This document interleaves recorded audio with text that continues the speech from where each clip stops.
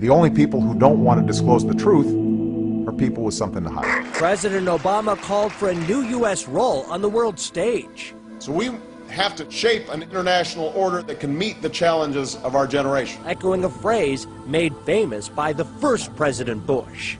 We have before us the opportunity to forge for ourselves and for future generations a new world order. The international order we seek is one that can resolve the challenges of our time. Familiar words foreshadowing a new worldview, certain to stir plenty of debate here at home. The U.S. State Department, the Federal Reserve, even the EPA are sending billions of dollars overseas, and many economic and political decisions made in the United States just don't benefit us. They benefit a would-be one-world government. Jack, this idea has been around for a long time, but it feels like we're getting closer and closer to the realization. Who is our government serving, us or global elites? That's a good question. It feels like there's a greater sense of urgency to get to that one world government. Do you feel like the Obama administration may actually be hitting the gas rather than the brake pedal when it comes to this? Absolutely. I think Obama's got his foot on the gas pedal and is going full speed ahead with taking us towards a global government, and that's been the plan from the beginning. Look, this isn't a conspiracy thing, but the idea, this comes from the progressive left, the liberal internationalists in the Democratic Party, or even the neoconservatives in the GOP, they like the idea of a global government that sort of micromanages everybody, just like the big government people at home like the idea of the huge federal government that micromanages taxpayers. It's the same philosophy at work. Well, all I can say is buckle up, boys and girls, and hold on to the Constitution. Thousands of people gathered to hear Barack Obama deliver key foreign policy speech on his current European tour. The Democratic presidential hopeful laid out his vision for America's place in a new world order, saying he was speaking as a proud citizen of the United States and a fellow citizen of the world. In this new century, Americans and Europeans alike will be required to do more, not less. Partnership and cooperation among nations is not a choice. It is the only way, the one way, to protect our common security and advance our common humanity. We had a worldview, Republican and Democratic presidents alike, from Harry Truman to George Bush. President Bush said, and it's a phrase that I often use myself, that we needed a new world order. A new world order. The international order we seek is one that can resolve the challenges of our time. An order in which a credible United Nations can use its peacekeeping role to fulfill the promise and vision of the UN's founders.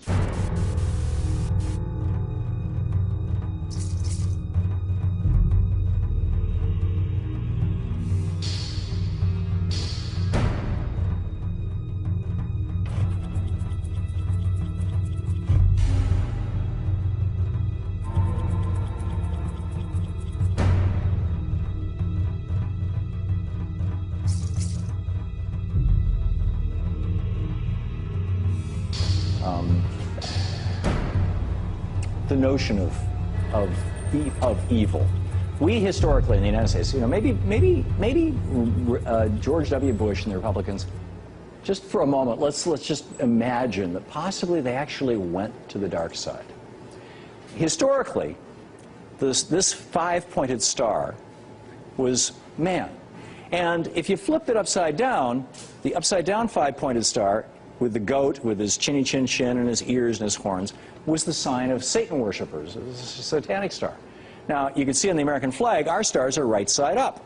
But around the year 2000, the Republican Party changed their logo from the stars being right side up to the stars being upside down. Coincided with the coming on the scene of George W. Bush and Karl Rove. Very strange. I think they need an exorcism. When we are successful, and we will be, we have a real chance at this new world order.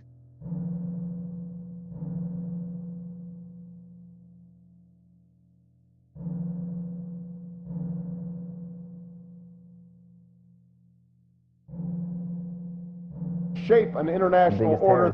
A new world order. A new world order. Look, this isn't a conspiracy thing. They like the idea of a global government that sort of micromanages everybody. Good evening, everybody. President Obama and British Prime Minister Gordon today calling for a new world order to tackle our global economic crisis. There is a global meltdown coming. It is a global depression. And one world currency and one world financial system is the end game.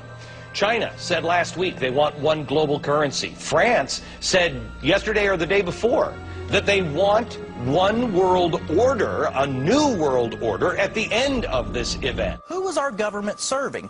Us or global elites?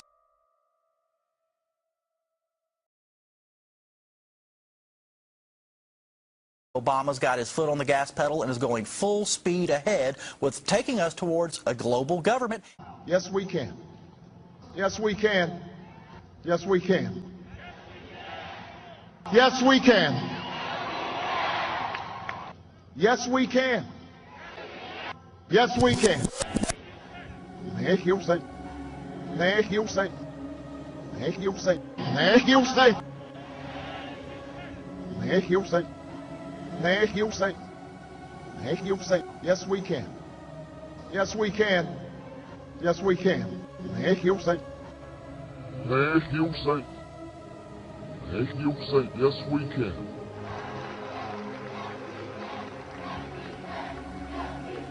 Nej, hiểu sig.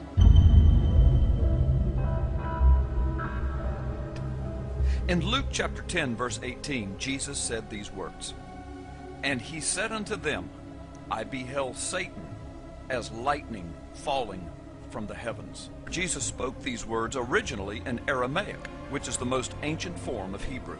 Lightning, or by analogy a gleam, a flashing sword, or a brightness or a glittering, the Hebrew word is barak. The Hebrew word used in this text for the heights from which Satan fell is Bama. Bama is most commonly used to refer to a high sacred place, as well as to the heights of the heavens or the clouds. So to join in Hebrew poetry the concept of lightning or barak and a high place like heaven or the heights of heaven, the letter U, or sometimes O, the Hebrew letter Wa, would be used. So Barak O Bama, or Barak U Bama, in Hebrew poetry would translate literally as lightning and the heights or the heavens, or lightning from the heights of the skies or the heavens. And I saw Satan as Barak U Bama. The international order we seek is one that can resolve the challenges of our time. We provided additional information today about the site of my birth. Now,